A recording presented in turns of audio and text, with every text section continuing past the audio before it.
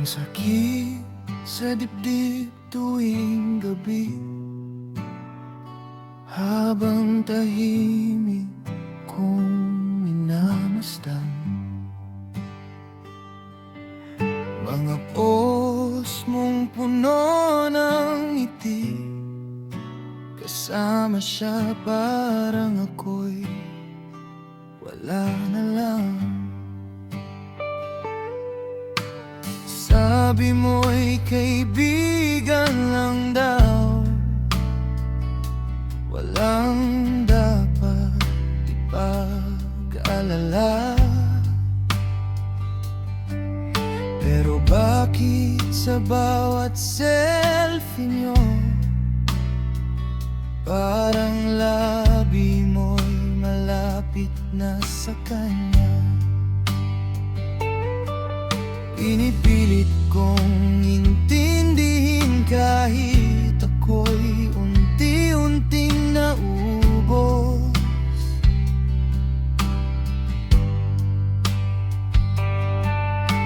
Tahimik lang akong nakatayo, habang puso ko'y sumisigaw sa pagod. Sabihin mo lang kung siya na, huwag mo nang patagalin pa, dahil handa si Junrei na masaktan basta't totoo ka. Kung hanggang dito na lang ako, hindi kita pipigilan. Mas pipiliin kong palayain ka kaysa mabuhay sa kasinungalingan.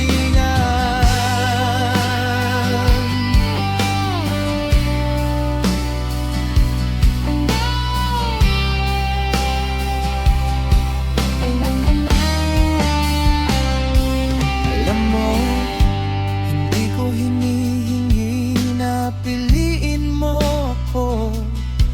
Ang hinihiling ko lang, wag mo akong gawing bulag. Habang malinaw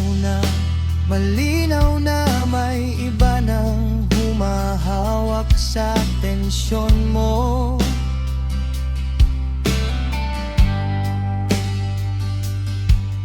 Kung best friend lang siya, bakit ako ang palaging nagdududa?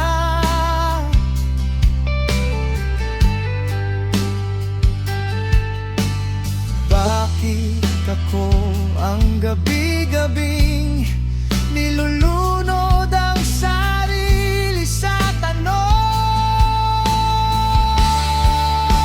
Sabihin mo lang dahil nakahanda na akong bitawan ka.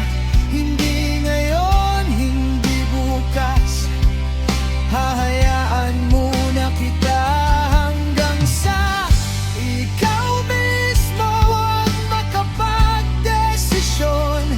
At kapag dumating ang araw na yon, tatanggapin ko ang lahat kahit masakit,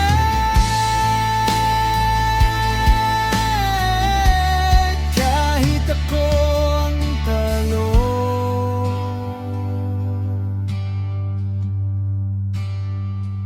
Sa bawat ngiti mo may kapalit,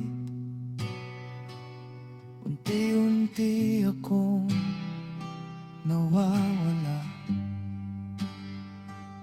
Pero andito pa rin ako, nag-aabang sa salitang totoo. Sana sabihin mo lang kung siya na, huwag mo nang patagalin pa, dahil handa si Junrei na bitawan ang pangarap na ikaw pa. Kung saan ka masaya, doon kita pagkakawalan.